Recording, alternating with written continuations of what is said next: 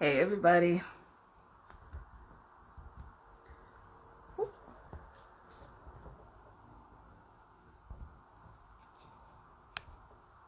Oops.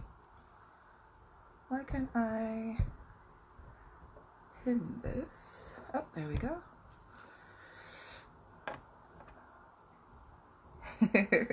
Hey, everybody. Oh, there we go. Okay. Miss Bonnie, what's going on? How are you? Very nice to see you. Mr. George Cruz, greetings and welcome. Whew. So you all are in for a hot one tonight. Not hot like excitement, but like a deep discussion. Yeah, it's gonna be a discussion. Mr. Slim, stay scheming. Oops. Oh, there we go. Okay. Slim, I'm joining you in.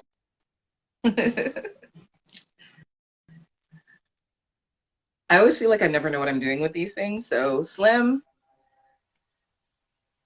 Oh, we're not in the boom boom room tonight? What's going on? No? I can't hear you. Can you hear me? Hey, Val. And of course, we are waiting This is for better. Mr. L. S. Marie, I see you're in the house. Okay, so we're just, hey, Val. What's going We're on? Good waiting for, evening. Val, what's up? Can you hear me good? Doing good, man. How you doing? I'm good. I'm all right. Good. Good stuff. Good stuff. You so feeling we're better, just AJ? waiting for our late participant as usual, That's fair. this guy. You feeling a Slim, little you're bit? buffering. Do you see that, or am I just, is Slim frozen? He's frozen. Okay, I gotta close my window. I'll be right back. All right. Slim, if you can, I don't know. Your circ. Oh, he got off. He got off. Okay. He's coming back If on, you guys Slim. see me sweating halfway through, it's because it's hot as Ross in here. Uh-oh. And if I turn on the fan or the AC, it's going to make too much noise. So if you see Oh. me sweating, don't feel no way. Okay, so back. So of course, in the interest of time, depending on when Mr. L joins us, we might just get Perfect. going. There you go. All right, we Okay. good. A day of royalty. Hi, Miss P. Um, Oh, there he is. you There see he him? is. Okay, Yeah. there he goes. Always late to the party. Okay. It's making it bad for the rest of us, man. This is what I say. Black people are never on time, no place. You see these things? I caught the end of it where you're talking. I don't know what you said, but I heard, yeah, we're gonna get started without Mr. L because he always late. First of Nah, all, just no one's playing. You at know all I late. love you. I know. Thanks. Don't try to scandal me. There were people here who heard the conversation. See, I'm giving you guys new nails this week. We got white. Not White only on new white nails, but toes and white head. is this new hair too? It Oh is. yeah. Look at you. I'm Trying loving to it. picture the summer, you know? You look Stylish. amazing. You look amazing. So before we get started, let me say I love you guys. I know that this is going to be hopefully not too much of a rough conversation. And when I say rough, I don't mean, you know what I mean. Like for everyone out there, tonight the guys and I, we're going to be talking about male vulnerability and fragility versus toxic masculinity.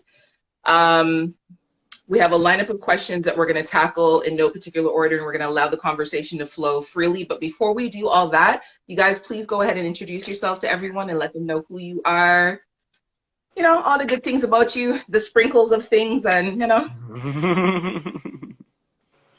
All right, well, I Slim, can come start. Yeah, start I us can start. off. I can Kick us start. off. Listen, I'm Slim Stay Scheming, representative of 973 Vibes in the building.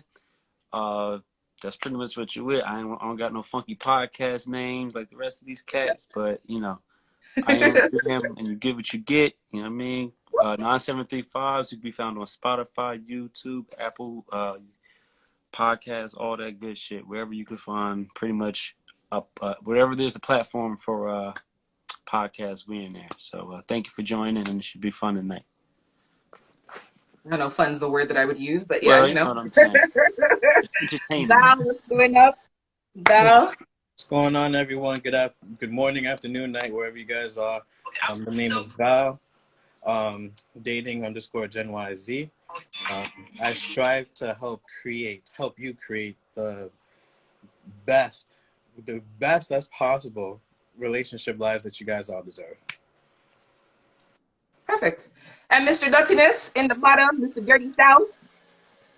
What's going on, everybody? I am Mr. L, the host of From the Mind of Mr. L podcast, where we discuss sex, kinks, and other entertaining topics surrounding the sex world. I'm the sensual sadist, the compassionate dom, the southern gent with a sprinkle of filth. You can find me at From the Mind of Mr. L on Instagram. The same thing as far as podcast goes, Apple Podcasts, Spotify, Anchor, any podcast, Google Podcast, all of that, you can find it. That's once again From the Mind of Mr. L podcast. Yeah, I'm ready to get into this. Okay. And of course, you guys all know me. I'm AJ, host of the Pum Pum Chronicles, yada, yada, yada, blah, blah, blah, snore. You know where to find me. So we're going to jump right in. Before we get started, I'm just going to give a brief overview of the terms that we're going to be discussing today, and then we're going to hop in the questions. So just sort of rules of engagement for today, because a lot of times we don't get to go through the comments, especially when the conversation is free-flowing. So if there is a statement that you want to make, if there's a question that you want to ask, please use the little question mark box at the bottom. Mr. L, do me a favor, point your finger downwards in the motion that I'm doing, because I think it's right below you. Mm-hmm. Right there. Okay. So in mine, I'm actually second, but y'all, yeah. It's right there beside right the there. add comment box. Right. So if you have a question, a comment, a statement, something that you'd like for us to read, the best thing, especially with this particular conversation, in case you feel strongly about something, is to put it in the question box, and then we will get to it. Okay. Male vulnerability and fragility. Okay, so fragile masculinity refers to anxiety felt by men who believe they are falling short of cultural standards of manhood. Fragile masculinity can motivate compensatory attitudes, behaviors meant to restore the threatened status of real manhood. It is also a set of attitudes and ways of behaving stereotypically associated with or expected of men, regarded as having negative impact on men and on society as a whole. The concept of toxic masculinity is used in academic and media discussions of masculinity to refer to certain cultural norms that are associated with harm to society and men themselves. Traditional stereotypes of men socially dominant, along with related traits such as misogyny and homophobia, can be considered toxic due in part to the promotion of violence, including sexual assault and domestic violence. The socialization of boys in patriarchal societies often normalize violence, saying such things as boys will be boys, or that's just how boys are, or you know how men can get, and so on. Self-reliance and emotional repression are correlated with increased psychological problems in men, such as depression, increased stress, and substance use disorders. Toxic masculine traits are characteristic of the unspoken code of behavior among men, where it exists in part as the response to harsher conditions of life. However, other traditionally masculine traits, such as devotion to work, pride in excelling in sports, providing for one's family, are not considered to be toxic. Okay, so that's just an overview of what we're going to be discussing today. Okay, so first and foremost, we'll start at a younger age. So as children, boys are taught to be tough. They're taught not to cry, to brush it off. You're encouraged to have a little girlfriend. Don't play with dolls, play with cars. Even the influence of cartoons such as Pepe Le Pew, very persistent with women. If a woman tells you no, it doesn't really mean no. You have to keep pushing and pressing her because women want you to chase them. Being persistent and aggressive and so on and so forth. So for each of you individually, if you don't mind sharing, can you talk about what those types of influences were like growing up and how they have impacted you as the man that you are today? All right, I'll go first. For me specifically, I've never really been influenced by like a cartoon or anything like that. Like I'm very familiar with Looney Tunes. I'm very familiar with Pepe Le Pew, but I had a great set of parents growing up who made sure I knew the difference between the two. You know, before I made sure I knew what was reality and falsehood from, and I'm talking from animated cartoons all the way up to porno, letting me know that's not real. That's like staged. So, um, I've never been. I mean, I remember growing up and realizing, like, oh my God, this guy's kind of aggressive, but it never motivated my movements or the way I approach a woman. You know what I mean? I may, be a little persistent with a woman. You know what I mean? But if I get a firm no, or if I'm not getting a mixed message, then I may continue to press because some women do play hard to get. Some women, I've been around women who've turned me down, and I'm like, all right, well, peace. And then, the female gets upset or almost paints the picture like I'm soft for, oh, why you ain't try hardest. But why would I try harder? That's aggressive. That could be considered aggressive. You know what I mean? My father always taught me, you don't ever chase somebody who's walking away from you. That's kidnapping. Don't force somebody to stay with you. You're kidnapping them at that point. They don't want to be with you. So let them go. So I've always used that concept. I've never been the type to I've never been motivated or manipulated or influenced by what we see out on TV and things like that, or even when it comes to like music, really, the way they treat women sometimes. Like I've never been motivated by that, and especially if I have a daughter now, I really curbed a lot of behavior as well. So. Have you ever had any men in your life who have those types of attitudes where, if a woman is walking away, like, they're like, why don't you press shorty? Like, why aren't you asking her what's going on? Like, why are you just letting her Oh walk yeah, away? yeah. That's why. I mean, that's why I don't like pursuing females and like when I'm around my friends sometimes, because some of them feel like, and just because I say no, or or not excuse me, just because they say no and I respect that no, they took it like, oh man, why you ain't pushing up, or why you not going harder? I'm just not going to do that. If I don't feel wanted, I'm not gonna do that. You know what I'm saying? And furthermore, I don't know what her situation is. Maybe she don't feel like being bothered at that time. Maybe she'll come back and see me later when maybe she was thinking about something. You don't really know what's going on in people's psyche. So I'm never one to press. You know what I'm saying? I make somebody feel uncomfortable. Who's next? Mr. L? I'll go next. So very, very similar to Slim. I was blessed with incredible parents who taught me, to respect women in general, no matter what, always respect women.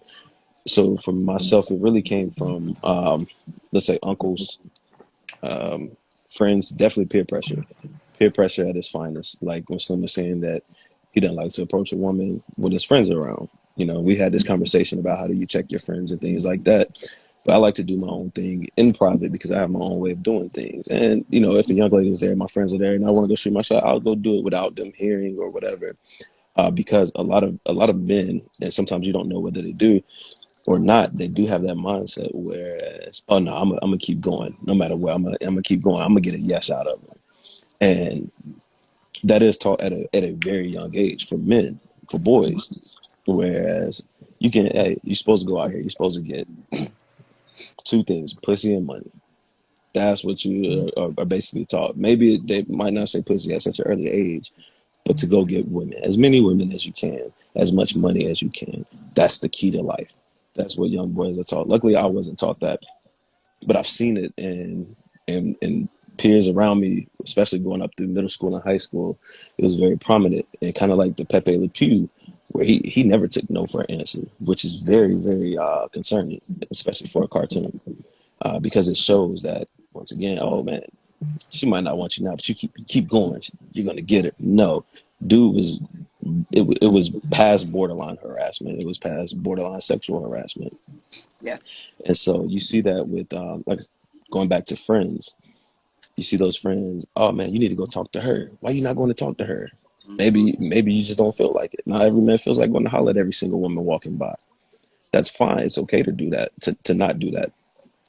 Or I've seen peers around me where they're not as aggressive as Pepe Le Pew was, but you see them when they're talking to a woman, a young lady, and I'm pretty good at reading people, so I go based off of body language from the top of your head to your feet, and I can tell when you're either uninterested, bothered, annoyed. So if I myself go to talk to you, I'm looking for those things or the things that you're saying. If you're giving off any hint of that, I'll walk away. That's perfectly fine. I've planted that seed, so if you want to come back to me, I'm open. We're right here. But I've seen instances where that doesn't happen with some men, and that's when I step in, especially with my friends. I'm like, hey man, come on man, it's time to go. Let's walk over here. Let's do this, because they think, nah man, I'm good. I almost had her. I was right there. I was so close. I'm gonna just keep talking to her. I got her right where I want her. When the whole time, Shorty has moved 2 seats away from you, and you follow her those 2 seats just to continue to talk to her. She's positioned her body to be away from where you are and position like started conversations with other people, and those signs I'm just like, yo, you don't see this young lady does not want to be bothered. So that I played football when I was in high school and middle school, and some of that came from coaches too, because especially in sports you're taught, oh, be a man. Once again, those two things: money and pussy, money and sex, money and women. Mm-hmm. That's the same thing that some men are taught at home carries over into sports that they play, and especially those grade levels. And you're taught that, like, oh, I've had coaches like, hey, why you ain't over here talking to, hey, what you doing, knocking them down, this, that, or other? Why aren't you out here doing this? And then when you say that you're not, you're looked at as soft because you don't want to go and do this. And that's a big thing. A lot of, especially black males, don't want to be looked at as soft. So that peer pressure from peers, coaches, friends, and family members, it weighs heavy on them. So yeah, that's just basically some of my experiences with it. I think that should have covered the question. It did. Sometimes I Val, get what lost about in you? talking that I'm just like, It's okay. You're good. Don't ever be apologetic for that. Val, what are your thoughts on that? All right. So growing up, I was lucky enough, I was blessed enough to be in a two-parent household, which is something that I don't really see around now, unfortunately. So being able to grow up in a um, with my mom and my dad, um, I love cartoons. I still love cartoons today. I'm a big kid. Um, but growing up, just watching these cartoons and everything, I'm I was a very observant child growing up. Like I was always just looking at things, always curious about things, why this happened, what makes this work, things of that nature. So, I would watch like Paper Le Pew, Looney Tunes, things of that nature, just seeing what's going on. And I always kept asking like I guess I thought there was one episode where Pepe Le Pew got close to getting the girl, but I don't think he ever got her. No. But the way, just the way that he was doing it, just how aggressive he was, and I'm looking back at it now, and I'm just like, there are some women out there today that love an aggressive man, Yeah. to each his own, of course. Um, Growing up, I learned to be very reserved because my father is very reserved, and I liked seeing how he interacted with my mom because he would do all these little things around the house and I would see her smile. So he could do the littlest things, like she made food and he washed the dishes and it would make her smile, different things like that. And I'm just like, I see this happening, and as a kid, I'm like, oh, this is great. You love to see your parents interact and they're doing, smiling and stuff like that or whatever. I love that. So growing up, that was instilled in me, just very reserved. I was never aggressive. Um, like, I'll be honest too on this too. I'll be transparent. I feel like I lost a lot of potential individuals that I could have spoken to, talked to, gone out with, dated, things of that nature. And I never once felt bad because I knew what was mine was for me. Yes. Like they would understand, well, he's really reserved, he's not the aggressive type. So, there's a lane for individuals that like that, you know. I stuck to my lane. I never cared. I never was very popular with going with what everybody else was doing. So I just learned from my family, my upbringing, things of that nature, of how to move, and the fact that I saw it work, I knew that that's what I should do, and it worked for me as well. When I see my friends, none of my friends, to be very honest with you, I would call aggressive to the point where I need to pull them to the side and just be like, hey, like you should back up a little bit. which is great. But friends of friends don't understand that, you know, especially when after a night of drinking, for example, when we're at the club.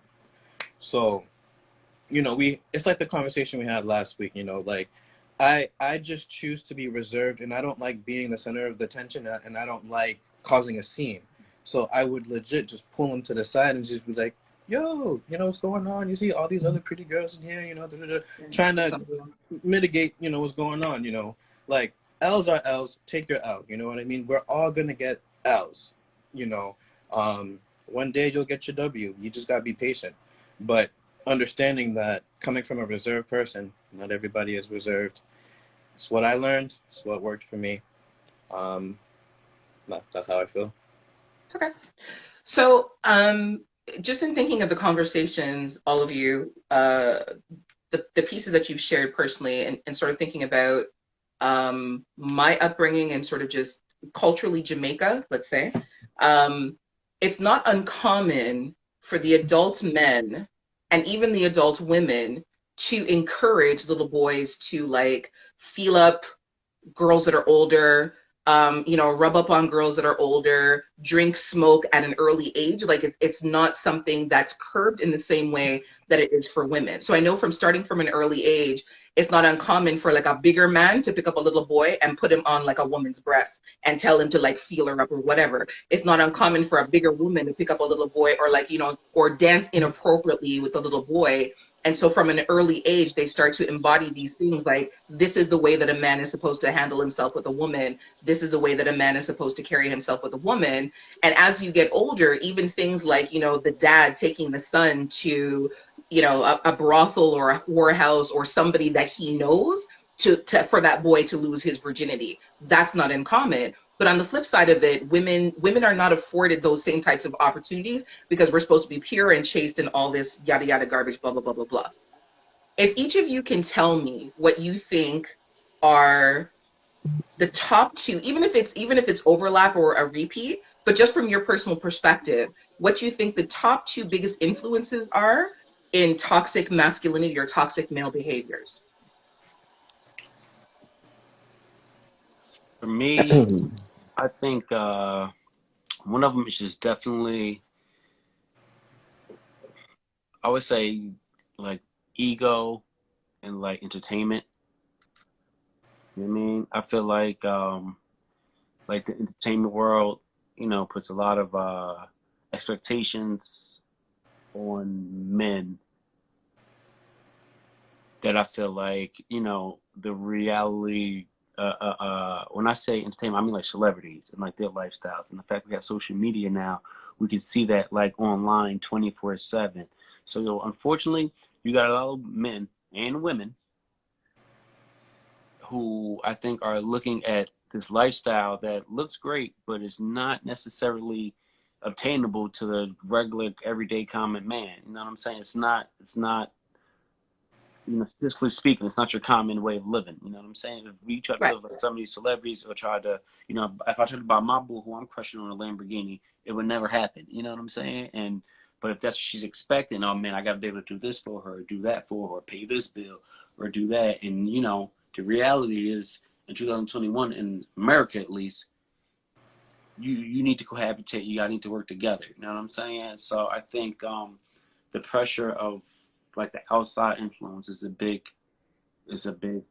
big, I guess, influence on, the male toxicity and the way we live and trying to meet that bar and live up to that bar that, that we see out there that, they may not necessarily be living to, or it's not reality. You know what I'm saying? Okay. I'll go next. When I heard the question, the first thing that ran to my mind was the individuals that love toxic culture. And Hold on. What is toxic culture, Val? Give us so, an overview.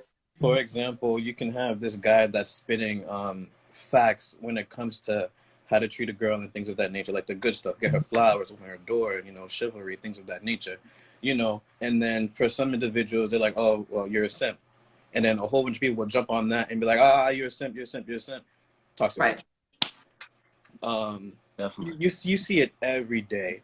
So I guess it would be toxic culture and social media, honestly, you like me personally, and I'm sure y'all seen it all too. Like some of these most popular people that's on Instagram, for example, great example, they would put up all these toxic posts and things of that nature, Mm-hmm. and they would get a whole bunch of comments on it. You know, people just trying to add to it just so they can feel part of it. You know what I mean? But then when they put up like the nice stuff, you know, the simp stuff, for example, it doesn't get as much attention. You know, so that's what I got. Okay. Mr. L? So looking at it, I agree everything with Val and Slim said. It's kind of be piggybacking a little bit on those things. One history, I think. I know that we are all black, and we, you know, it's all black everything in here when it comes, you know, it's us here talking, speaking from black perspectives. But if you look at it in history, where you go back to not just, you know, what we're dealing with now, what we've been dealing with the past 20 years, 50 years, even so on and so forth, when it goes back to like kings and queens or like it's the lineage goes through the male, the son. That's what they want to pass it off to. So in order to do that, what do I need to do? I need to make my son feel powerful. How do I make my son feel powerful? I expose him to this. I expose him to that. These things that a man should be exposed to, I'm going to expose. Killing, women, Oh, money. Back. Oh, I'm sorry. Did I freeze up? yeah, it's okay. You're good. All right. So if you look at it, so let's go back and think about it. Kings would take their sons at a certain age off to go out, go hunting with them.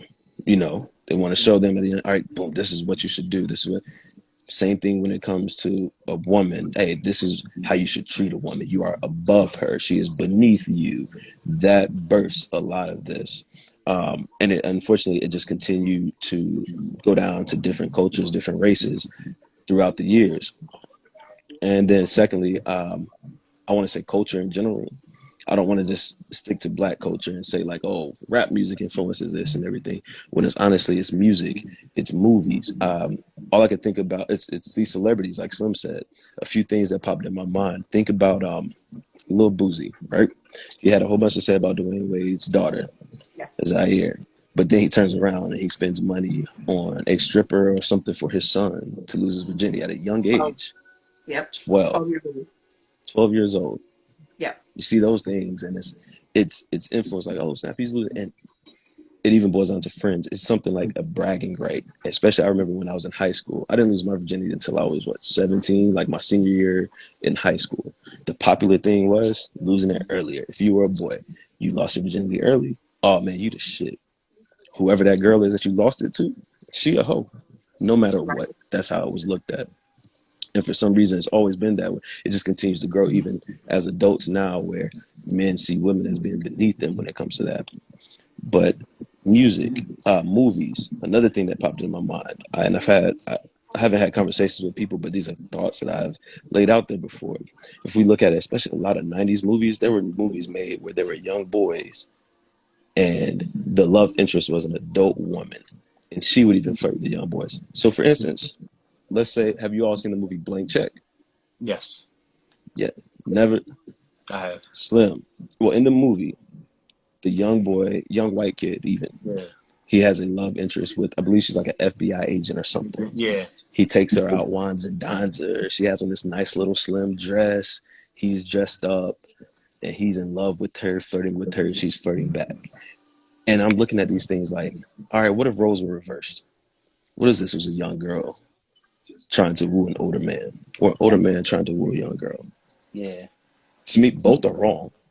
Hmm. Not saying that I want to see that. No, both are wrong. The fact that if it would be a young girl trying to impress an older man with money and this, that, or the other because she finds him very attractive and everything, or a young boy doing that.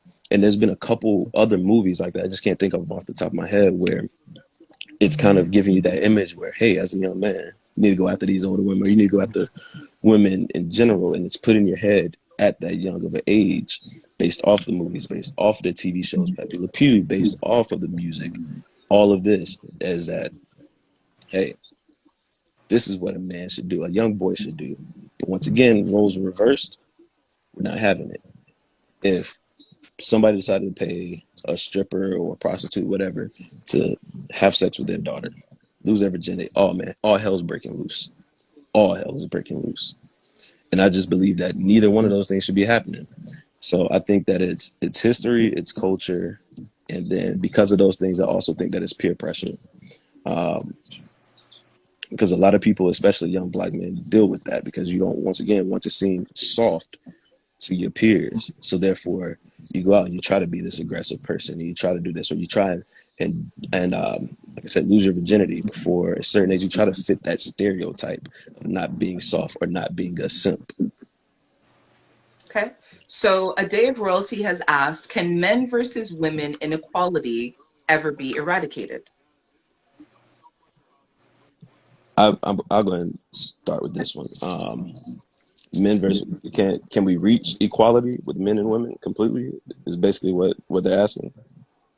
I believe so. That's the simplified version of what she asked. Unfortunately, no, I don't. I don't think so. Um, look at. I don't believe that homelessness will ever end. I don't believe that world hunger will ever end.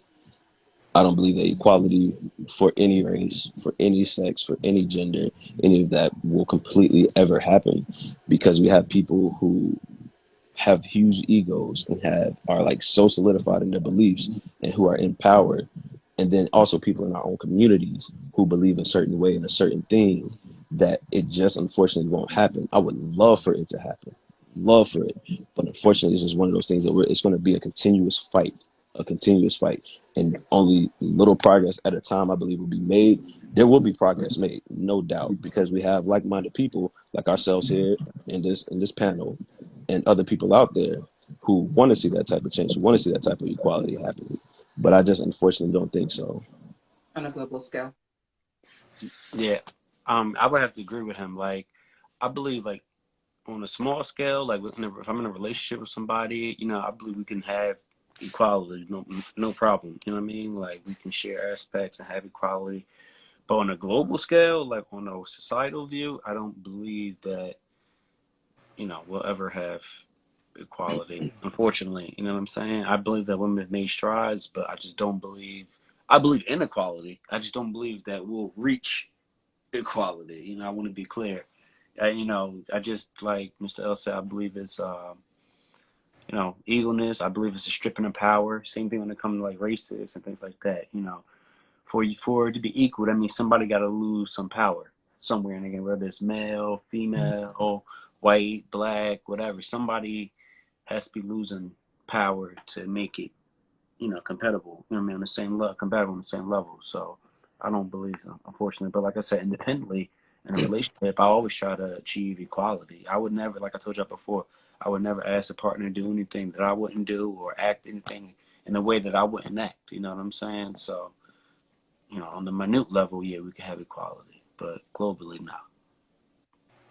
Yeah, I'm with the fellas here, definitely. And it's sad to say, but I mean, I really wish that it would happen, but if we're trying to be realistic, it may not, unfortunately.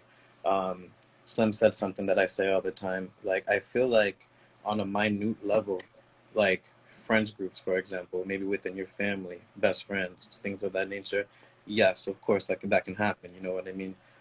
Like-minded people, like Mr. L said, you guys can come to agreement and understand like this is something that needs to happen. Cool. Grand scheme of things, with individuals that are so stuck in their ways, so stuck in their box, don't want to see somebody else's viewpoint, you know set in the old time ways, things of that nature. um nah, unfortunately. I disagree with all of you. And I'll tell you why, for a couple of reasons. I don't think it'll happen in our lifetime, but I do think that it will happen. If nothing else, for the simple fact that the number of women outweighs the number of men on the planet, and that's not going to change anytime soon. I think we're at a ratio of like 12-1 globally, probably even higher. I think that at some point, that tide is going to shift, that tide is going to change. And if nothing else, there'll be no choice because there'll be less men on the planet. there will be a struggle to hold on to that power.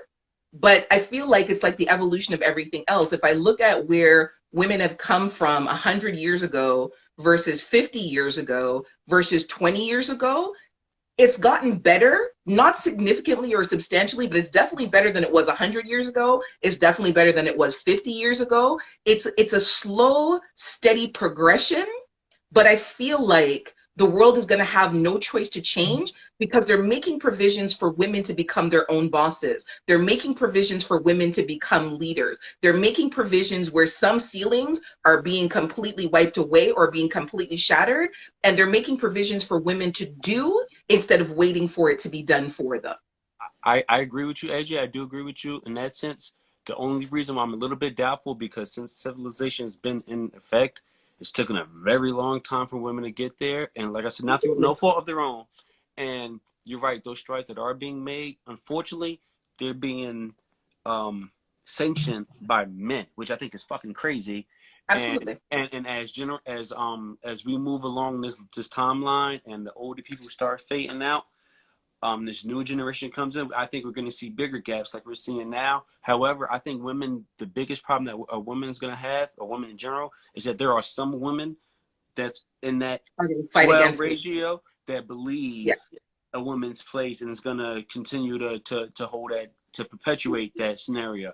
So in a sense, like, I feel like, you know, same thing with black people and, you know, like, and everything. I just feel like, you know, in a sense, you're right. You guys do outnumber us 12-1, but that 12-1, maybe 6 of that 12 is going against the grind. You know what I'm saying? Perpetuating it. So, but you know, I hope it does that. Point. No, it's a very good point. Now, what you got to say? Both the amazing points. And I'm sitting here and I was listening to your point, AJ, and I'm just like, damn. Because we lost Mr. Al. Yeah, he buffered out. He'll be back. He'll be back. Yeah. I'm gonna re-add him. So sorry, Val, you were saying? Oh, yeah, just listening to your take. I guess I took the question. He's back. All right. I took the question very literal. And I wasn't thinking about the progression that we've made so far, you know, of course. I'm here to give perspective. Exactly. So no, I'm very appreciative of your perspective, because you made me kind of open up the door to seeing it more like, you know, it might be like small little things, but it's still progression overall over the course of time. I didn't think about it that way, so I appreciate that. Mr. L, you with us? You still frozen up? This guy. Some part of the house where he's not getting good reception. Check that Wi-Fi, bro. Check the Wi-Fi. It's just okay. Can you shout out Kinks with Kiki? Kinks with Kiki, my darling. Love you like cook food. Mr. L, I don't know what's going on with your things then. Okay, so we're gonna move on. I'm gonna ask this question when he joins back in. I'll put it back out there again. Right. In a relationship, is compromising or crying a sign of weakness? Can I go first? Yeah, like how you just rubbed up your forehead like the question was pressuring you? Okay, wait. Mr. Allo, seriously? Okay, guys. All right. So I keep myself muted. I don't know. Can y'all hear me? Everybody can hear me? Yeah. I keep myself muted when anybody else is talking out of respect. Every time I go to unmute, it kicks me out. Sir, hi. We don't give a fuck about the mute shit. Cut that shit out. Fair enough. We want to hear everything that's going on in your background because we want to floss, and none of us are muting. Don't. That's cool. That's cool. I mean, I was just letting y'all know. You love us, and we know you're respectful. You don't need to take it to that level. It's not that serious. That's cool. All right, I'm with it. I can't see nothing in the comments. I can't see you right now, AJ. My Instagram is tripping. It's not dial up. Whoever said that, I promise you, it's not dial up. I did see that comment before. I got kicked out. AOL. That was hilarious. Oh man, leave it to me to have some technical difficulties, man. Leave it to me. Okay, so I just asked another question, but I know if you want to weigh in on the last thing that was said in terms of my thoughts about the progression. You looked like you had something to say, but I wasn't sure. I was just gonna touch on. I agreed with Slim was saying, as well as you. I appreciate the insight because I have the same thoughts when it comes to race relations. That somebody's like, hey, do you ever think we'll be equal or superior? And my answer is also always either no or not in my lifetime. It won't happen Yeah. because there's such a difference. And even though the numbers do outweigh, look at how many people of color outweigh, let's say, white Americans, those people who are empowered. It's just going to take a lot to get there. And I don't know what Yes. the expiration date is going to be on Earth, but and I'm not. I would love to see it. I'm very hopeful that it will happen. Um, but like Slim said, when we have those women who, Who are although they fighting against. outnumber, yes, they don't technically agree. They agree that a woman's place is in a certain area, or that women should do this and men should do this. Yeah. But with time and women, I don't think that it just falls on women outnumbering men, but it's women getting on the same page as well. You have those two things happen. The sky's the limit for equality, and then Okay. So the next question that I posed, I know you had bumped out before you heard it. So in a relationship, is compromising or crying in front of your partner, compromising with or crying in front of your partner, a form of weakness? Y'all want Val, this? I'm gonna make you answer this one. Not make you, but Val, I'm gonna ask you to answer this one first. Okay. I don't think any of them shows a sign of weakness, to be honest with you. Um, in one sense, if you are continuously compromising to the point where you're kind of sort of getting walked over, then I believe that may be a sign of weakness because you don't notice that. You know what I mean? Um, so I heard that too. I don't know where that came from. But yes, I think that may be a sign of weakness, but not to the point where it's just like you can't get out of that. I feel like that's something that you need to recognize and like you need to work on. Crying is not a weakness. Period. I despise when I see other men tell little boys like don't cry. Don't. Crying is weakness. Things of that nature. I can't, and it sucks because it's like again, just being very observant. Like I can look at a child and I can just tell sometimes like they're holding something in and they just want to like burst. You know what I mean? And it's going to come out in a negative way. Like they're going to lash out. You know, they're going to do bad shit in stores, for example. If you're out in the store, you know, I feel like that can potentially damage kids, boys growing up, not being able to express themselves the way that they feel that is necessary. Healthy, of course, but necessary. Um, Compromising, I believe, is a strength as well, especially because you said in relationships. You need to compromise. Not everything is going to be your way. If you feel like everything has to go your way, you need to reevaluate that. You know, if that's not what it is, you know, if when you're in a relationship, typically when people are in a relationship, their goal is to try to get married or just be together. You can be in a relationship forever, you know. I guarantee you it's going to be you're going to be hard pressed to be in a relationship with somebody and get every single thing your way. It's Right. tough.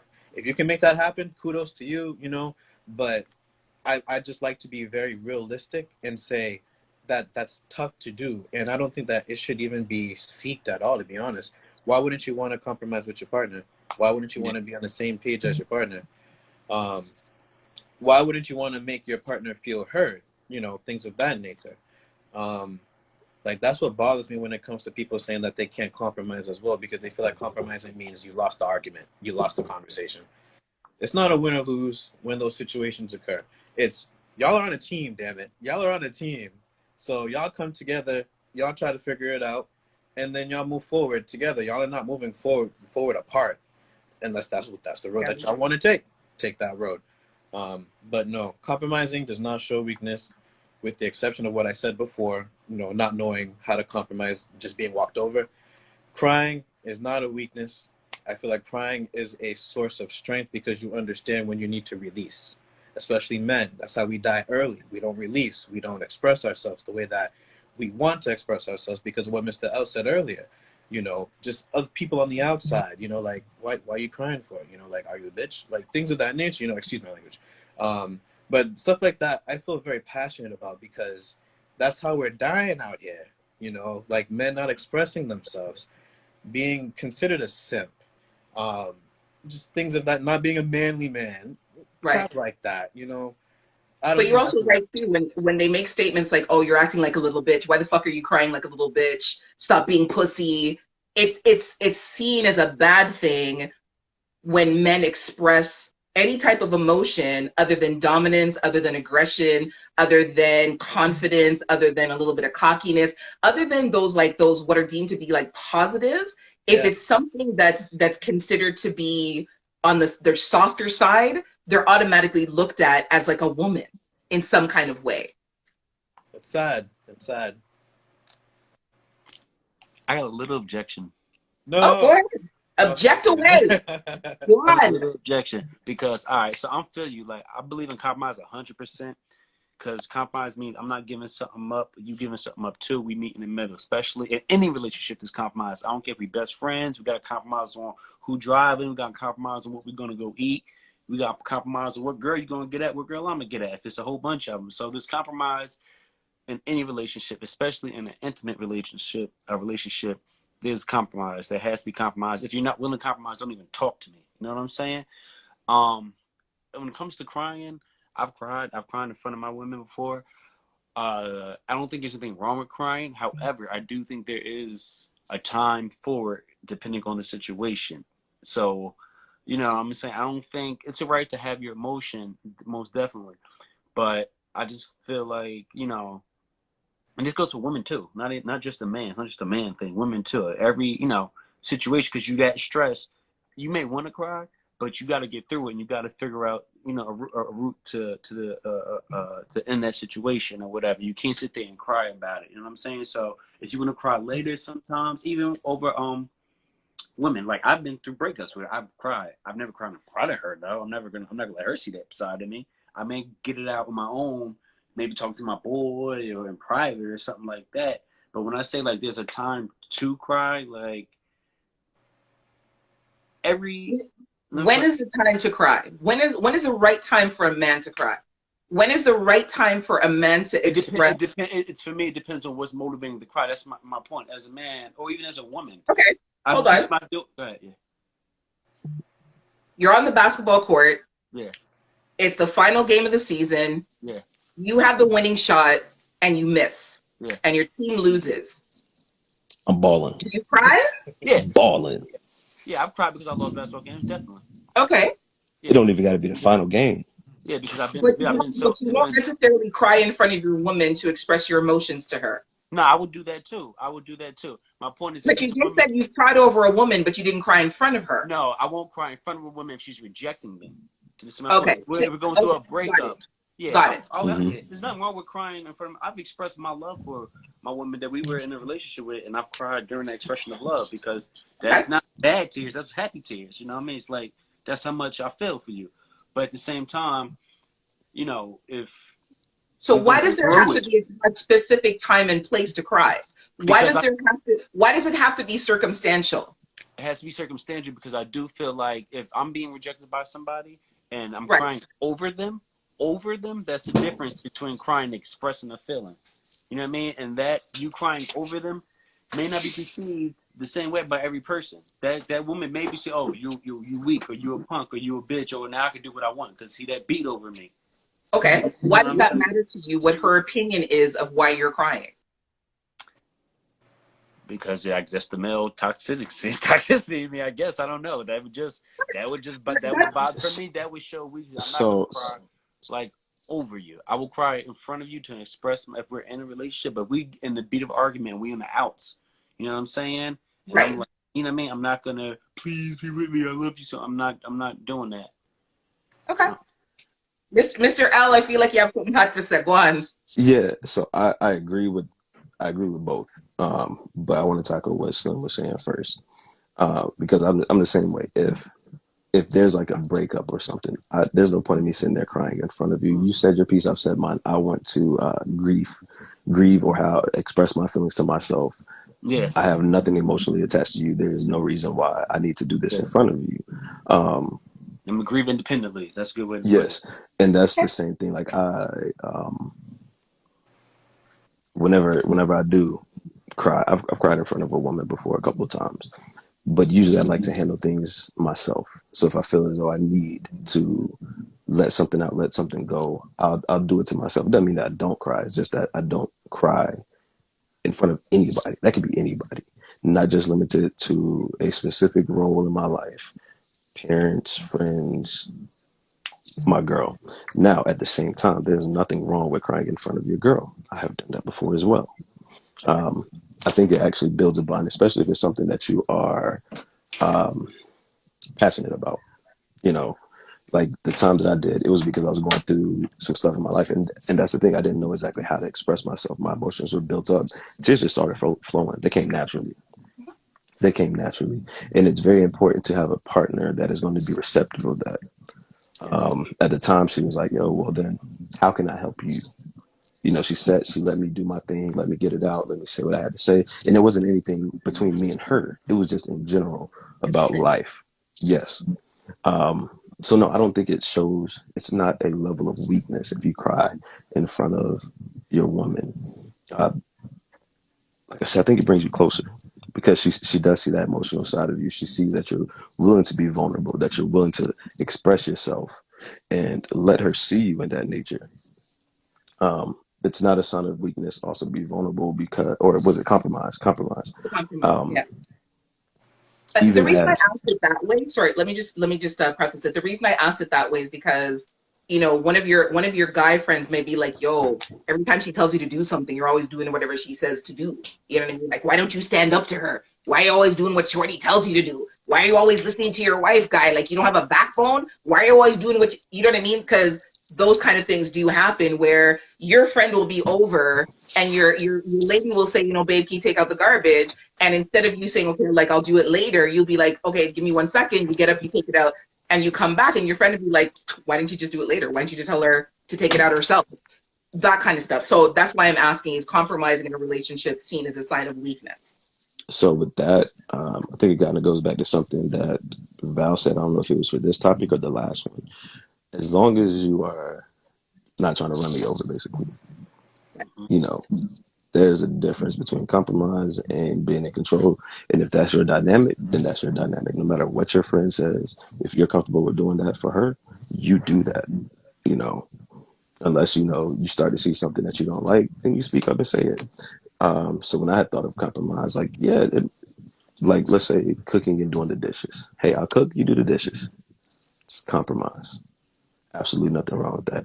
And toxic masculinity will tell you the woman should cook, should clean, should do this, should do that. Fellas, there's nothing wrong with cleaning or cooking for your woman either. Hey babe, I got dinner Monday through Thursday. You got it Friday, Saturday, Sunday. Something like that. Simple compromise. Even though I would never, never let my woman lay a hand on trash to take the trash out. Compromise, babe, I'll take the trash out, empty out the trash cans in the bathroom or something. Right. Compromise, absolutely nothing wrong with that. When it comes to running somebody over, like being in control, no, you're going to do this, you do that, you do this. I was blessed. Like I said, the parents that I have, I was blessed. Similar to Val's dad, my mom could get up at like 4 o'clock in the morning and be like, hey, to my dad, I need you to do this, that, or other. Because he loved her, he would get up and do it. And I'd be looking at him like, bro, you crazy.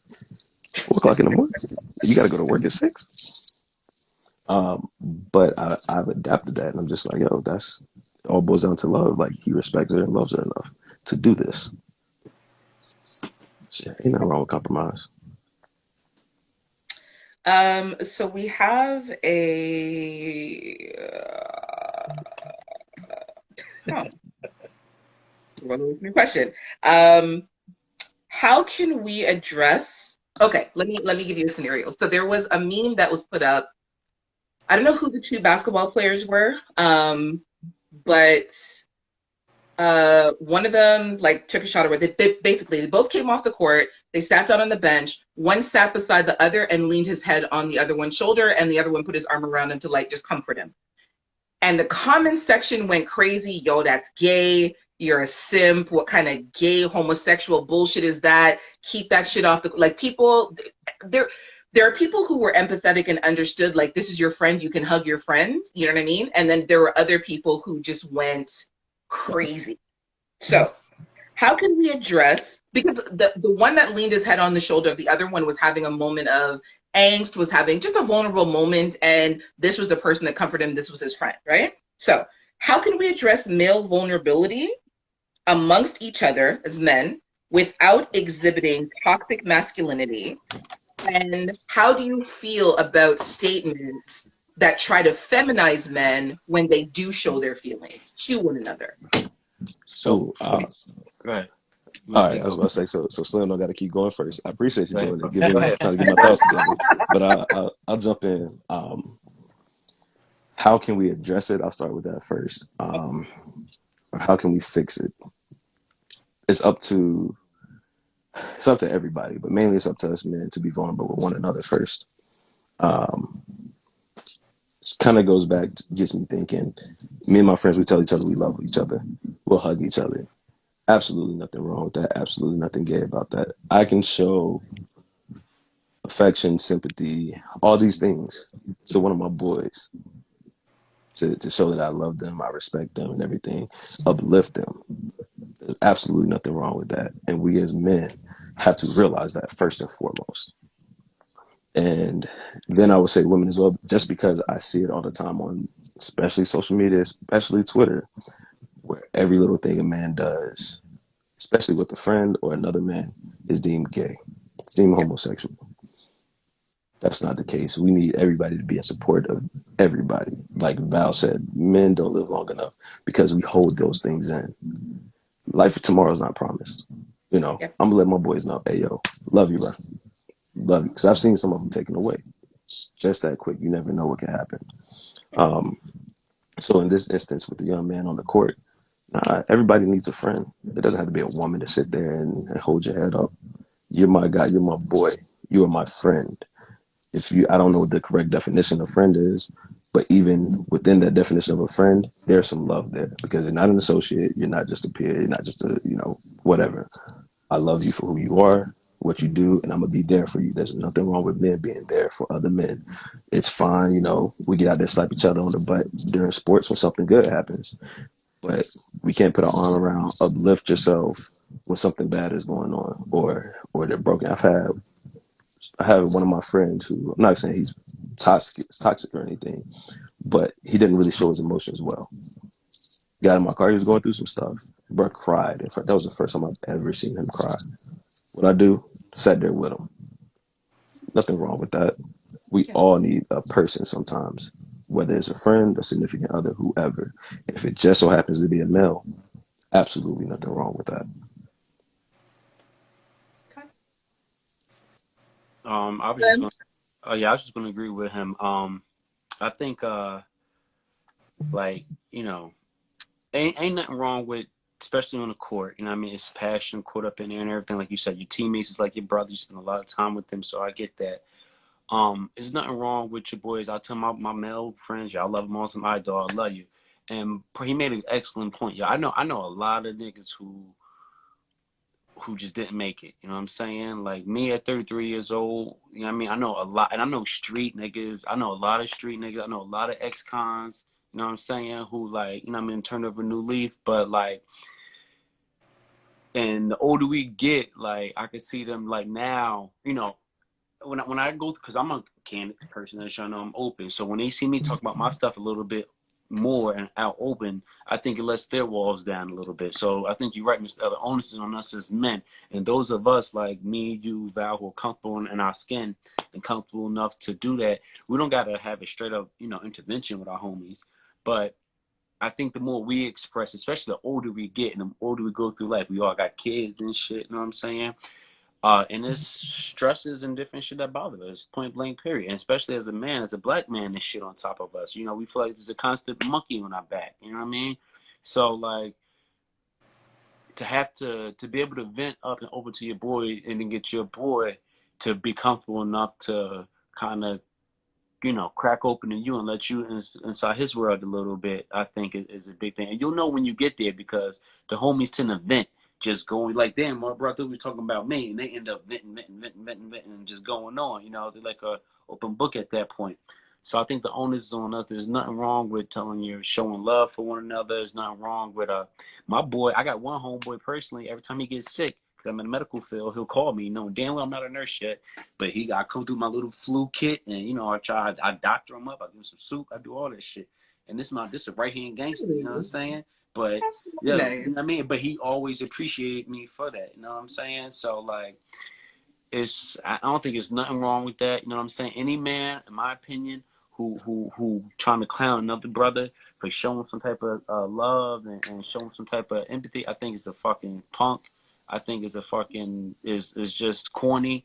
I think that's bitch made in and of itself. Ain't nothing wrong bitch made about, you know, expressing yourself. Like for me, that's bitch made for you to clown me for expressing my feelings that you know you got, nigga. You just don't want to talk about it for some weird reason. You know what I'm saying? That's crazy to me. You know what I mean? And like I said, that's bitch made shit. Like, definitely. Val? All right. So when I heard you introduce the story, AJ, I immediately thought about. So I used to be in charge of a men's group at a college I used to work at, and one of the kids in there. So he had a very. What happened? How old are you? I'm 30. Don't make Val lie to you, eh? Val's a 50-year-old man in a 30-year-old man's body. Don't make Val lie to you. Val's been around a hot fucking It minute. sounds like Don't make Val lie to you. Yo, oh man. So okay. So yeah, so this kid, he came in and it was one of his first times there, and I loved the fact when new people come into the men's group, because that's what it was a men's group. So he came in and we knew that something was going on. So we just went around to everybody, you know, just say how your day was kind of thing. And then we kind of just landed on him, and we wanted him to just speak his mind. So he told us what was going on and things of that nature. Basically, it was an issue that he had with a teacher because he expressed himself to the teacher, but the teacher kind of put him on blast, and he didn't appreciate that. And he was looking for some kind of support, but in the words that he was using, he wasn't using those trigger words that you're just like, okay, that's what he needs. It was kind of, he was just dancing around it kind of thing. Mhm. And then I was the one that was just like, I'm with you. I see what you're saying. I get it. You know, which translates to him, I understand you. I'm on your side. I support you. Yes. You know what I mean? And I think sometimes that's what men growing up don't have. They don't have that support. Sometimes they don't even know how to ask for it. They don't know how to articulate it. You know, I'm so happy that the example that you gave, AJ, with the dude just putting his head on the shoulder, the dude just arm around him, because Yeah. that's support, you know. Absolutely. Anything could have happened on the court. Maybe he made a bad play. Maybe he missed his shot, whatever it is. He's having a bad game, you know. You need somebody that's there that's going to uplift you, that's going to let you know, yo, you missed all these shots. That's okay. Get back in there, you know, show them what's up. We know you're a better player than that. You're a better dude than that. Let's go. We got this. You know, fire him up, you know, stuff like that. I love that. And then there was another thing that went viral too. I think this was a few years ago. I think I was in college at the time. I was 24. So I guess there was this really big kid that was playing basketball, and I guess the coach ripped him a new one. Okay, so you know, just going at him because he just wasn't listening, right? Yeah. So one of the stars of the team went up to him, because you can see him on the camera. His head is down and everything. You can see like he's dejected. Dude came up behind him and held his head up and just like, keep your head up. You Aww. got this. You know what I mean? Stuff like that. UCLA basketball. Yes, there you go. Yup. There you go. You know, and that stuff to me is amazing. That's so powerful, and stuff like that. I'm glad that went viral, because you don't see that. It's so necessary to have other men uplift you, and have individuals understand and see that that's support, that's vulnerability, that's transparency, that's leadership. You know, things of that nature. It's not. I don't want to keep using the word gay because I don't want anybody to feel some type of way, but it's not bitch made. You know, it's not things of that nature. You know. Um, we had a friend that unfortunately passed away a few years ago, right? And the thing is, my group, there's some people that have big egos. I'm not even gonna lie. But then there's people like me that we're reserved. Like, there's a broad scale of people that are in my circle. And the thing is, every single one of us was crying. Okay, every single one of us. And there's a picture. I'll share it with you guys in the group. There's a whole bunch of us. We're just locking arms. You know what I mean? Solidarity, showing support for each other, understanding like this is a very tough moment. We lost one of our brothers suddenly, and it hurt. You know, it hurt. And it felt so good to be amongst my people, to be able to just express myself, watch them express themselves, you know, not being like, oh, there's a whole bunch of people here. I don't want to be a bitch. I don't want to cry about, you know, shit like that, you know. Um, I appreciate and I want to continue to move forward, just like Slim said, just like Mr. L said, to promote acts like that because men truly need it. It is not glorified as much as the bitch made stuff is glorified. Um, and then the last thing I want to say about this is what I started to do is, so it's basically what Mr. L said. So I've always told my boys, like, I love them, I hug them and all that stuff, right? But when we're amongst kids, like, again, when I used to work at my college, we would hug each other still, just be like, I love you, bro, you know, walk away. And then one of the kids was just like, yo, y'all say that to each other? So the first thing that comes out of my mouth, because I can be very smart sometimes, the first thing I said is, you don't? And just walked away. Mm-hmm. You know, you got to use that reverse psychology sometimes too, because what people think is the norm, you know, what people think is bitch made and all that stuff or whatever, you can easily turn it around when you make them feel like an asshole. Yeah. I want to tag in a little bit, if you don't mind, AJ. Oh yeah, go ahead. Going off some things that Val said. So I work with, I volunteer, I coach youth, especially in the urban community, and I see it all the time. That toxic masculinity that they're taught at a young age up until now. And we had an instance where I had a young man just go off on another kid. Now, this kid who went off on him, he's maybe like 5'8", 5'9", and the other little kid is about not even 5 feet maybe. And he just goes off talking this, that, or the other. And I'm not gonna lie, because I was in coach mode. I went off on the other kid because I expect him to be a leader. And then afterwards, after cool, heads were calm, I brought him over to me. I'm like, listen, this is your teammate, this is your boy, this is your brother. Why are you tearing him down instead of uplifting him? There's absolutely nothing wrong. This is what leadership is. This is what you should be doing. You already know his strengths, his weaknesses. He can only do but so much. And so it's kind of like starting there at a young age, especially with sports, because a lot of kids, especially black kids, that is their out. So being able to do that and interact with them, that's one way that we can also help. So if anybody here is watching, you're a coach or anything, start attacking it during practices and things like that. Yes, we want the best out of our kids, and we want to win this, that, other. But at the same time, as a coach, one of the things that you do are to help build them into better young men, to be better men in the future. Then I completely forgot the other thing I was going to say, so don't even mind me, y'all. Okay. Can men be effective leaders without actually dealing with their past traumas? Because, you know, we all have shit that we bury. We all have shit that we compartmentalize. We all have shit that we push to the back of our minds until something happens that triggers that shit and sends it racing forward, right? Yes, sir. And then before you know it, you're headlong into a situation that you weren't even aware was coming because of something that you hadn't dealt with. Can men be truly effective leaders if they haven't dealt with their past traumas? I don't believe anybody can be an effective leader in general. Hi, stay within the parameters of the question. We're not talking about the other thing. We're talking about the man them. The Okay. man them. Mr. Sickley, if that's the case, I would say no, they cannot. Okay. Why? Why? Because it's like putting that bill on top of the refrigerator. You could put the bill and get it out of sight all day, but the bill is still there and it's still accumulating. It's still building. The next month is going to be another $100 and another $150, then the late fees. So my theory is that you could, people got therapy and trauma and shit that they're not even aware of. You know what I mean? I've had trauma that I wasn't even aware of. That didn't really come out until I started going to therapy and started talking to somebody. You sound muffled. You sound muffled. I'm sorry, is this better? Please, thank you. Okay. I'm saying that people have traumas that they're unaware of. You know what I'm saying? So, and if you're aware of it, yeah, exactly, because you suppressed them. And I feel like if you do that mentally, it's going to manifest at some point. Like you say, either another situation is going to, trigger it, and it's going to come out in a very ugly way. At least if you're cognizant of it, and it still may get triggered, but at least you're cognizant of it, and you know what's coming. You can maybe tame it, curb it, do things to decompress in the meantime. You know what I'm saying?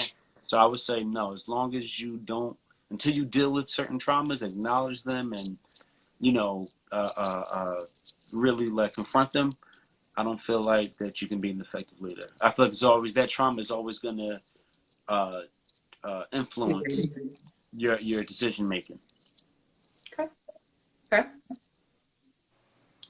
Val, you're rubbing your two hands together like the wheels are turning. Come, Val. Come, Val. Um, so I got to answer it within the parameters that you. Yes, please, and So thank you. the words that you used that got me, you said truly effective leader. A truly effective leader, not just a leader, Yes. because people can push it to the side, but to Yeah. be a truly effective leader. Yes. To Can be, you do that without dealing with past traumas? and I don't think so. No.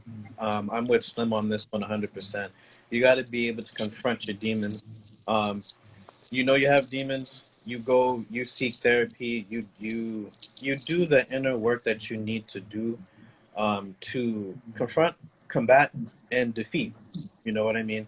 And you can defeat your past traumas, even though they may still keep coming up. But as long as you keep defeating them, as you keep going, you keep moving forward. You learn different tactics to deal with it or whatever. Those stories, when you were in the trenches dealing with your trauma, those stories are powerful.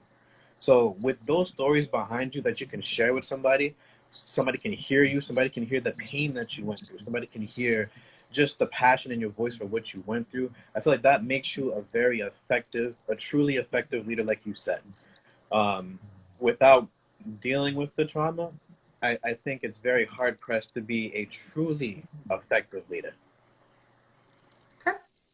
Mr. Al? I agree 100%. No man can be a truly effective leader without dealing with them, with those past traumas. One, because if you haven't dealt with them, and especially if they still show, why would someone want to follow you? Why would someone want to hear what you have to say, or do what you ask them to, or what you tell them to? Because if you can't handle your own stuff, how can you expect to lead somebody else to handle something that of theirs, or what you have task, whatever the sense is? This can be a relationship, this can be at a job, whatever. Those past traumas are still going to continue to seep out, um, and it's got to be up to you to handle that. I wouldn't. It's just like if I went to go look for if I was making a certain amount of money, right, but I'm spending it, kind of like Slim said, it starts to just go and go and go. Why would somebody want to hire me as a financial advisor? Like, what? They see that as, I can't deal with my own demons of handling my money. I'm mismanaging my own money. Good So example. why can I expect somebody, Great analogy. you know, same thing in a relationship. If you have past traumas from a relationship, you can reflect that into your new one if you haven't dealt with that. So it's very important that you take care of those things to the best. And I'm not saying that, so to be a truly effective leader, yes, it's best to have every single thing taken care of as much as possible. To be an effective leader, you need to show that you are working, you are dedicated to getting these things taken care of, to healing, to getting your thought process right back. Because if not, you're just going to continue to carry that over into whatever the next venture is for you. Like I said, work, relationships, friendships, even, whatever that is. Okay. So, what if you are in a relationship or surrounded by people who say things continually to you like, oh, that happened so long ago, just let it go. That happened when you were a kid. Why are you still holding on to it? Look how long ago that happened. I don't understand why you're making that bother you anymore. That's in the past. There's nothing you can do about it. So what? I used to get licks when I was a kid. You don't see me out here running around acting like I'm crazy. Who cares about that? Look how long ago, and so on and so on.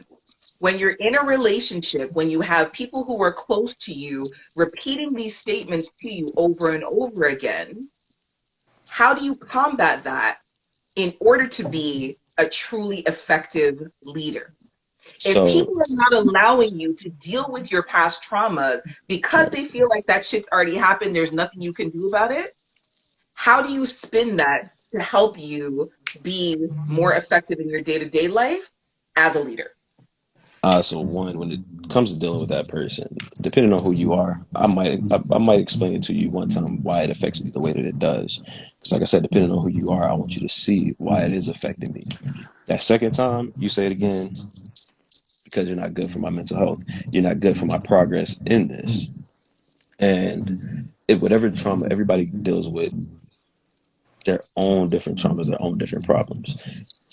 We probably all four have something in common that we've been through, but at the same time, we probably received it differently. It might not have affected each one of us the same way. So therefore, it's best to eliminate that person or even distance yourself as much as possible for that person and continue to focus. Flip it around. Think of something. If you need to go back to therapy, explain it to your therapist. Hey, I had this person who continued to say this and do this, and it had me feeling some type of way. So that way they can help you pull yourself back up. It's good to have close friends around who know your struggles as well and they support you. So when a person does come and do that, you go to them and they're like, hey man, no, don't you worry about that. You dealt with your own stuff. You know, differently than they did. Distance yourself from that person. You got this. They're supportive of you. So to me, that is the best thing to do is to, one, you can explain it to whoever it is. Secondly, distance yourself if they're not listening. And then do seek that help. That is going to help to bring you back up if it makes you feel some type of way. Or and to me, I'm a person who, like, if you tell me I'm not going to do something, especially after I already told you I'm going to do it, oh, I'm about to show you that I'm going to do it.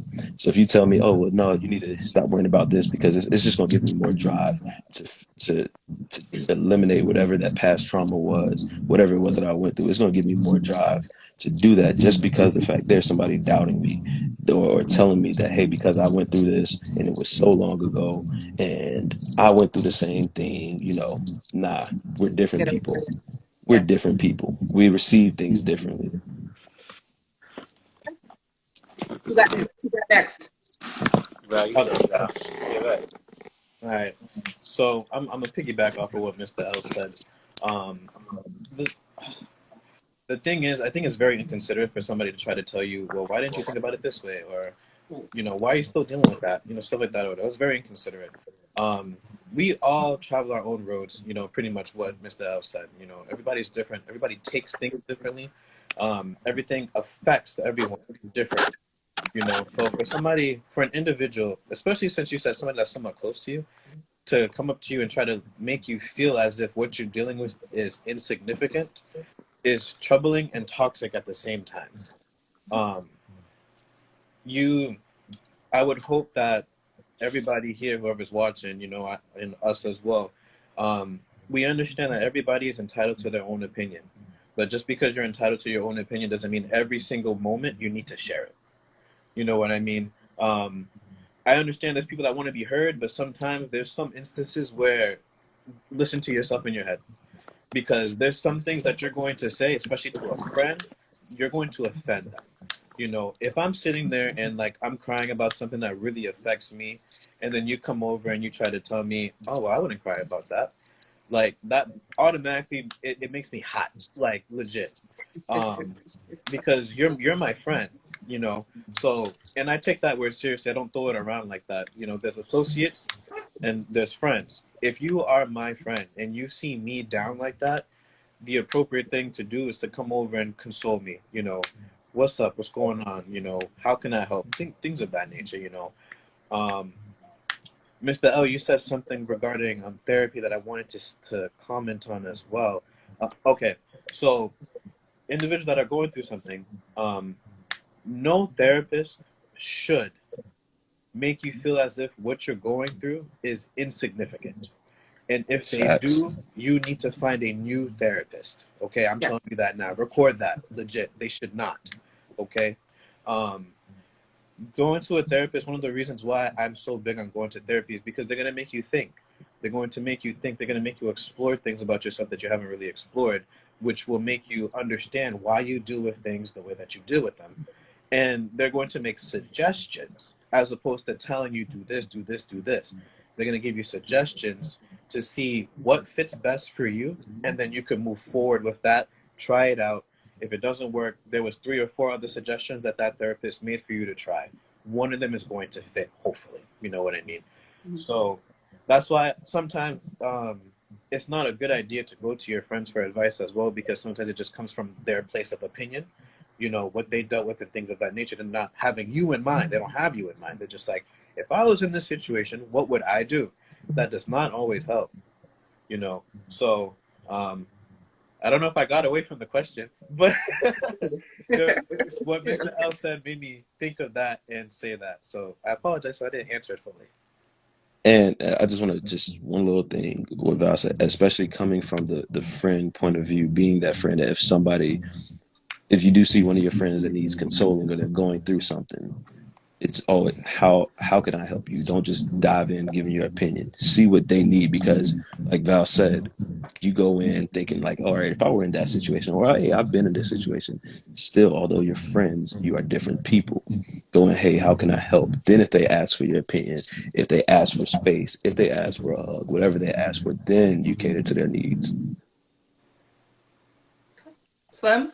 Yeah, I agree. For me, like anybody who shuts down, I feel like that's like belittling or minimizing your feeling. And for you to tell me just to get over it, or that happened so long ago, because once again, one thing my father always taught me is that we may be able to forgive and forget like what you did exactly or the details of what occurred, but we never forget the feeling that it left us with, and that feeling that we're left with is what reemerges later on in the future. You know what I mean? Like, oh, I had that feeling before. I may not know what triggered it, but I remember that feeling specifically. So for you, especially my significant other or just a closer person or friend, to tell me get over it, yeah, it's extremely offensive.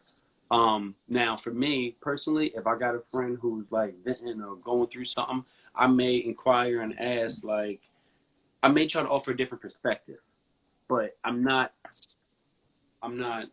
forcing my opinion on him. You know what I mean? I may say, would you consider it like this? Or another way to look at it, another perspective to look at it is like that. But I'm not going to say, no, they mean this or they mean that. Because really, I don't know how they mean. Like Val said, I can't tell anybody on how to perceive it. You know what I mean? I hate when somebody's going through anxiety. You hear people say, oh, just get over it. Like, well, Yeah, that easy to get Good. over it. I would be over it. And I wouldn't be going through this because I would be having this fucking panic attack. So, exactly. you know what I'm saying? Like, I think, and that's something I had to learn as I got older and I'm mature. You know what I mean? Because I was a quick one to say, yo, make it over, man. That shit is, that shit ain't about nothing. Yo, keep it trucking. You know what I'm saying? But as I got older and I started going through my own bullshit of life, and I realized I didn't really, at least I felt like I didn't have the person to turn to. I started looking at things through a different lens. You know what I'm saying? So, no, I don't think there's nothing wrong with I mean, I think there is something wrong with people saying, hey, get over it. Like, don't tell me get over it. You can offer me a different perspective, but Yes. don't force that perspective on me. Don't make it seem like that's the only other option or that's what it's supposed to be, because your truth is your truth and my truth is my truth. My feeling is my feeling. Your feeling is your feeling. And that's it. That thing that's been embedded in a lot of young men at an early age is something Slim said that just had me shaking my head like, wow, that has been me, is that keep it trucking mentality. Yeah, Yeah. And it's, man, that thing is deadly. Get over it. yeah. I'm trying to think of how to frame this question properly. Um, you have women who believe that if a man is not more in touch with his feminine side, that anything that he does or says is toxic masculine behavior or traits. You follow me so far?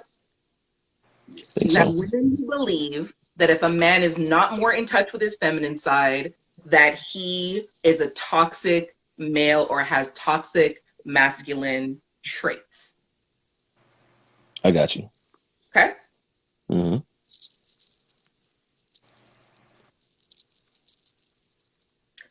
Do you think it's possible for a man to display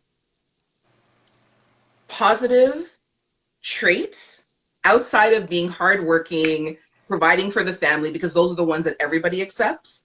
But, in your banter, in your speech, in your interactions, is it possible to have those and cultivate those types of relationships without being more feminine?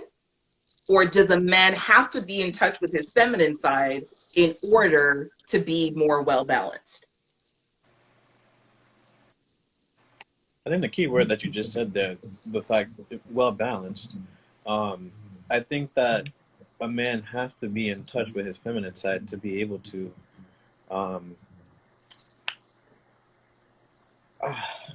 I get, I'm a little, I got a little bit rattled of the way that you phrased the question, um, in the sense of if he is not showing any feminine characteristics, Yes, then that automatically equals, toxic masculinity.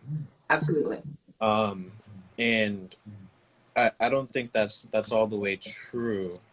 But I do think in order to obviously, it's better to have a balance of both. Obviously, I think it makes things easier. I think it makes the relationship, it makes the woman to be able to relate to you a little bit easier as well. Because again, if we're just staying in the whole masculinity thing, one of the things that we often don't do is be vulnerable. I feel like being vulnerable equals you are purposely bringing down a wall to let somebody in. You know, if you can't do that, then there's no relationship. It's going to be really hard to even have a relationship. And that's not just man to female, it's like friends as well. It's kind of hard to have a relationship without being vulnerable.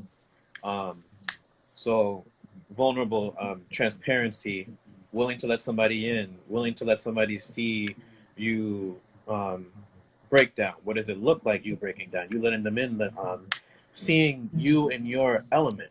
You know what I mean?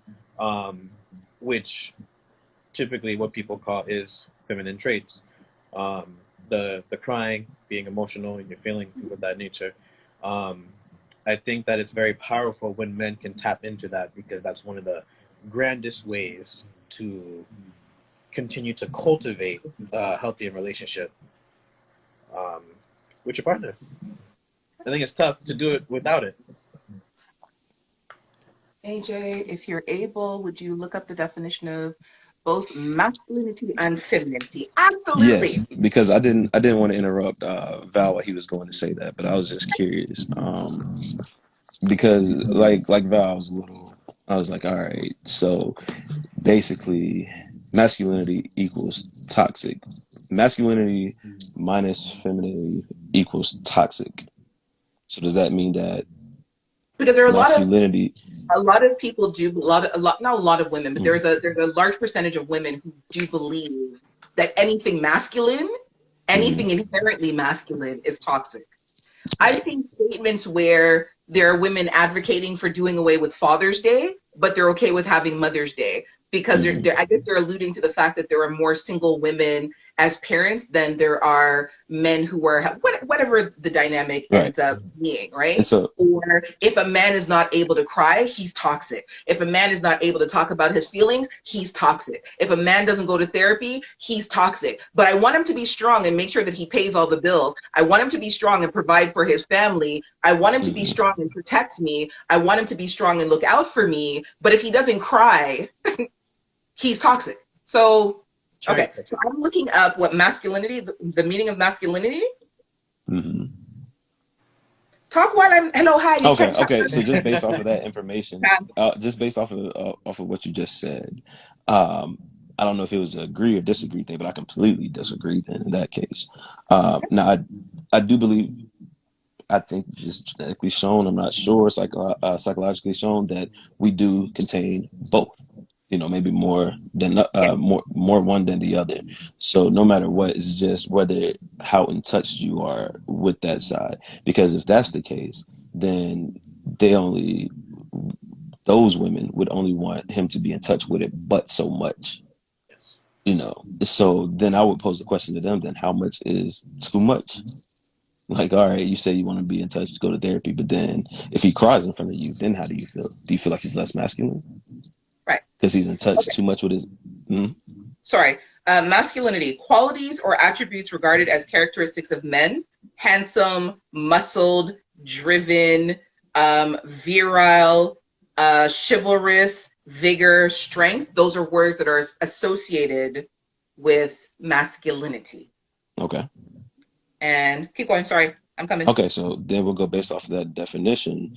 I'm curious if they would see at certain levels of chivalry being feminine because I'm a hopeless romantic. I don't mind being very romantic to my woman, or if I'm pursuing someone, the buying flowers or doing this or doing that, then where is it too much at? You know? Right. Um, So yeah, I disagree. Especially back to the get rid of Father's Day, but keep Mother's Day. No, there are some incredible fathers out there who definitely deserve to be celebrated. There's absolutely nothing wrong with celebrating a man. Just like I've seen where people talk about, oh no, you shouldn't buy men gifts, or men who've never had women buy them gifts, or they're not receptive of gifts. There's absolutely nothing wrong with celebrating your man. There's nothing wrong with a man being taken out to eat. Now, for me in my house, don't come proposing to me. I got you. Let me take care of that. Right.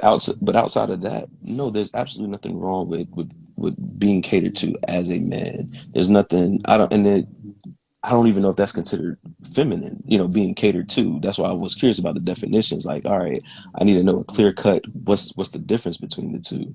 Because I That believe is in a considered relation. to be feminine because the way that society has constructed it is that men are supposed to be more aggressive and dominant, and women are supposed to Mm, be less aggressive and more submissive. That's time immemorial from caveman days when they knocked us over our head with the bat and dragged us by our hair. You know what I mean? That's the way that it's been from the beginning of time. But what we've done with time over time is what makes the difference. The ways in which we've created balance, but even like you said, the understanding that so we're going to run long on this particular tonight, so just letting you know that we're a little bit over time, but the balance of understanding that we are all born with both masculine and feminine and masculine traits, every single one of us on the planet. It's just some of it is nature versus nurture, some of it's conditioning, some of it's Some of it's circumstantial on chemical. the way that it plays out in your life. Say, Slim? I was gonna say from a medical standpoint, some of it's chemical. Like you said, we're all born with Absolutely. estrogen and testosterone in our bodies. All of yep. Absolutely. us. When a woman hits a certain age, she starts to lose her estrogen. That's why she may develop a little bit more hair at an older age because the chemical that, for lack of a better word, makes her a woman or feminine is reducing over time when she Yeah. hits menopause. So certain men have a little bit more estrogen in them. You know what I'm saying? They may be a little bit more emotional or whatever. I don't think there's no weakness or anything involved with it. I don't really believe in gender roles. I don't believe in masculinity, feminine. I believe in what you're good at, you bring to the table. What I You're get at, cool. There you I'm go. sorry. Whatever you just I did, do that. Come away from the mic. There you go. Okay. I feel like what I bring to the table, what I'm good at, I bring to the table, whatever that may be. What you're good at, you bring to the table. In my past relationship, I was the better, person who washed the clothes, cooked the meals, cleaned up. She was better at handling the bills and the money. You know what I'm saying? Like that, I don't think it was a sign of weakness on or strength on anybody's part. You know what I'm saying? I pick up what you slipping at, and same thing vice And versa. vice So versa. It's whatever. balance. Yeah, it's balance, whatever that may be. Now, there's certain things that just maybe out of danger, I may not want to do. Like Mr. L said, if the dumpster's 100 yards away, or we're in a bad neighborhood, I may not want you taking out the garbage just because you're a little bit more vulnerable as a woman. You know, somebody may try to get you or something like that, or rob you, stick you up. But I'm not gonna, say, oh, because I'm the man and you're the woman, it has to be like this. I don't believe in that at all. I really don't believe in masculinity and Mr. femininity, L, whatever it is. Like you It's said, just a few things that Slim I hate said to that say just this, like guys, but it's 10:30, and I got a beautiful little daughter, a princess I have to tend to. no worries. That's All right. okay. You can go. After this, I'm just going to ask one quick question, but it's okay. I understand. Normally I try to keep it to 10:30, but Now I can dig discussion's it. running a little bit Anybody long. who We watched, I appreciate appreciate it. you. All right, I love you guys. We love love you you. too, man. Take it easy, man. Love you, AJ. All right. Take it easy. All right. Yep. It was when Slim was just talking about gender roles. Yes. Um, it really played into once again my life and what I've seen and what I do, especially. My dad works, he cooks, he cleans, he does laundry. He'll do that. My mom does the same thing. Mhm. There's it's whatever balance works for you. There's absolutely nothing wrong as a man doing household chores and things, not always just building something or fixing something. I love to cook. I'm an incredible cook. I'll sit there and cook for my woman. I don't mind it. That's me. That's a way of me showing that I love you because I'm taking care of you, making sure you're fed, uh, sharing something with you. Because especially if I find a new recipe or something, I'm like, oh, babe, you got to try this. You know, different thing. There's absolutely nothing wrong with displaying them. And that's why I'm just like, to me, cooking is an feminine trait. You know, I cook all the time. Then it comes to women. I know plenty of women who are incredible carpenters or like to build things. To me, that's not a masculine trait. Right. You know, so that just what Slim was saying just triggered that in me. Okay. I agree with that So, too, definitely. oh, sorry. Go ahead, Val. My apologies. Oh no, I was just going to quickly say, everybody that typically we're taught that doing the dishes is a woman trait. I actually love doing dishes. I find it to be very therapeutic. I ain't Yes. gonna say I love doing them. No. I'll do them, or like washing clothes. I was taught at a young age to wash my own clothes, so I don't expect. I don't rely on Before we a woman to do move, that. I have an individual question for either one of you. You don't get to weigh in on what the other person says. One question per person. Okay? So Val, I'm gonna go first. If you're in a relationship with a woman who constantly berates you for being too soft, how do you manage that? I'm going to have a conversation with them. I'm going to let them know that I don't appreciate the fact that she's saying these things that make me feel like I'm being too soft. I'm going to tell her that I'm going to tell her how it makes me feel. I'm going to say, because we're in a relationship, I would hope that you respect it. I'm not going to assume that you will, because it's a very strong conversation that's going to have a whole bunch of different opinions, and that can end up to a fight instantly. So I'm going to have that conversation with you. I'm going to be vulnerable. I'm going to be transparent, tell you how I feel. And at the end, I'm going to ask for her to reevaluate her words. And if she truly, honestly thinks that I am being soft, she needs to give me examples so I can understand where she's coming from.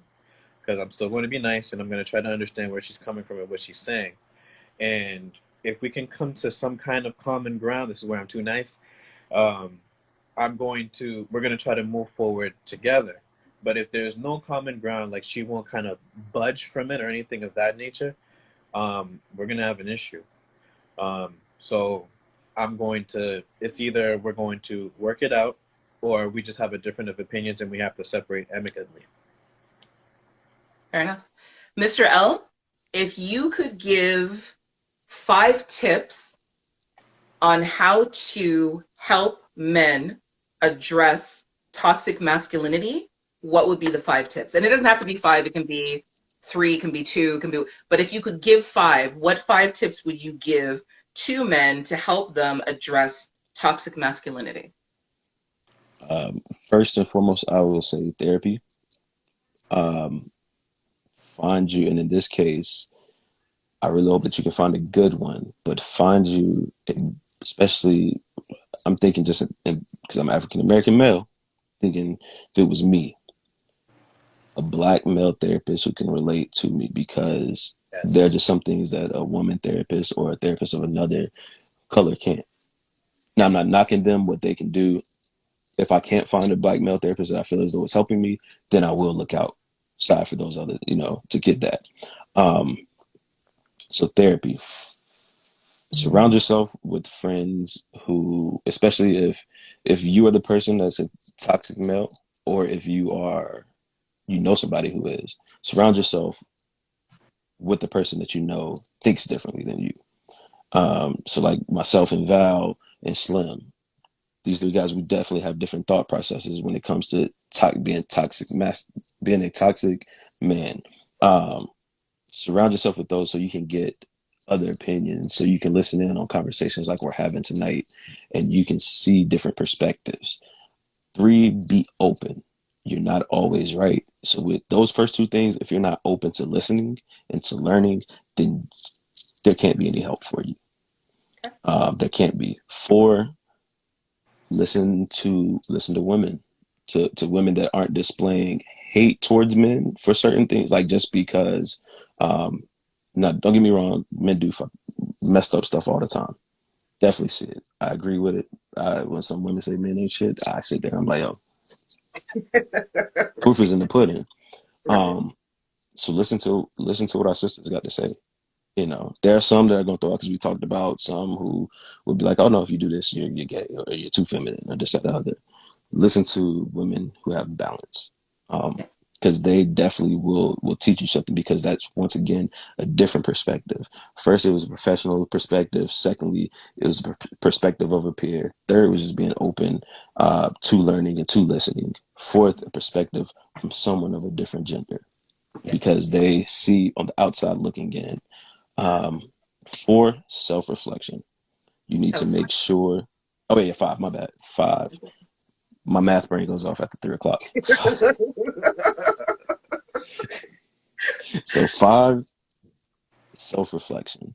You have to look deep within inside of yourself, realize what your flaws are, where you are toxic, where you, and like I think everybody has a little bit of toxic in them.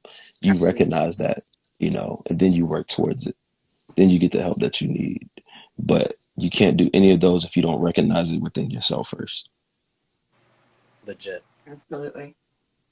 You guys are phenomenal. I love you. Thank you for doing this conversation. I recognize that, at the onset when I'd asked you all to do this with me, that it might have been a difficult conversation, but y'all handle it like champs. And I love you all for your openness and your honesty, and just putting yourself out there. I know that sometimes these conversations can be really difficult. I know that sometimes they can be triggering. I know that sometimes when you invite other people into the conversations, people may not always be supportive, especially if they don't know you on a personal level. They don't know what your motivations are. They don't know what your background is. They don't know really anything about you.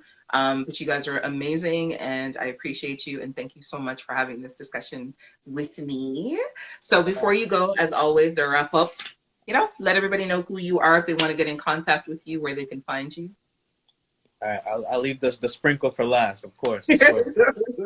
Um, so again, everyone, really quick, thank you so much for the comments. Thank you for paying attention to us, listening to us, be transparent, vulnerable, things of that nature. I really hope that you guys picked up something. Again, my name is Val. Instagram dating_Gen YZ. I work the hardest to try to cultivate the healthy dating and relationship life that we all deserve. I'm working on episode 4 of my series. It's called The Intricacy of Dating and Relationships, where we try to tackle A um, conversations of dating and relationships that we don't normally hear of. So you hear different stories about vulnerability, just like we had a conversation today. Heartbreak from a man's point of view, because we usually hear it from a woman's point of view, things of that nature. So check it out. And then, of course, I do sessions as well. If you're interested, DM me and I'll send you my information sheet. Excellent. Mr. L, sprinkle us with some love and joy before you go, please. Okay, so before I do introduce myself again, I do want to say shout out to Slim Stay Scheming, who had to get off early. If you've been watching this, I definitely still want to get his information out there. Yes. Y'all will see it in the post, but it's still Slim Stay Scheming. Also, you can check him out, 973 Vibes _ on Instagram. That's also the podcast on all streaming platforms. So go check out our guy Slim Stay Scheming. Definitely. He was going off to be a great dad tonight, so make sure that he gets his love in there. Um, I am Mr. L, the host of From the Mind of Mr. L podcast, where we discuss kinks, filth, sex, entertaining topics. One thing that I forgot to mention earlier that I remembered literally 2 seconds after I said I forgot, it's okay, fellas, to talk about sex amongst your boys, amongst your peers. It's nothing wrong with that. And I'm not just talking about, hey, I smashed this chick, or I got this many numbers, or yeah, this is my roster right here. No, like in-depth conversation about sex, about pleasing a woman, about being pleased, about being open and entertaining to things. Perfectly fine. Come on over to my podcast. We do talk about some of those things as well. Once again, from the mind of Mr. L, I am the sensual sadist, the compassionate Dom, the southern gem, the sprinkle of filth. Thank you all for listening. Shirt's coming soon. And my last imparting words before we go, to the gentleman in the chat, to everybody who participated, anybody who's left, anybody who watches this, work on helping each other to create safe space for conversations. I know that, women say, well, men are supposed to deal with male toxicity and they're supposed to, take care of it and they're supposed to have the conversation. Yes, it's true that men are supposed to work on that part, but there's nothing wrong with us supporting them and helping them to work on that part as well. I hate the divide between us, especially as Black people, where I feel like we're continually fighting amongst ourselves to say who gets the shittier end of the stick. We all get fucked. We all get the shitty end of the stick and we all get fucked. It just depends on the day of the week who's getting fucked harder than the other person in a way that's not pleasant to anybody, you know? While men are having these conversations, as women, we can support them. And men, while you're having these conversations, it's okay to ask for support amongst yourself and from us as well. And I feel like once we start to create those safe spaces and once we allow those opportunities for conversation to happen, we collectively will get better. Just my Agreed, 100%. Appreciate that, AJ. I love you guys. A kiss. Love you for too. each of you. Of course, we'll talk after this in the DMs. Maybe not tonight. Maybe tomorrow. But we'll talk.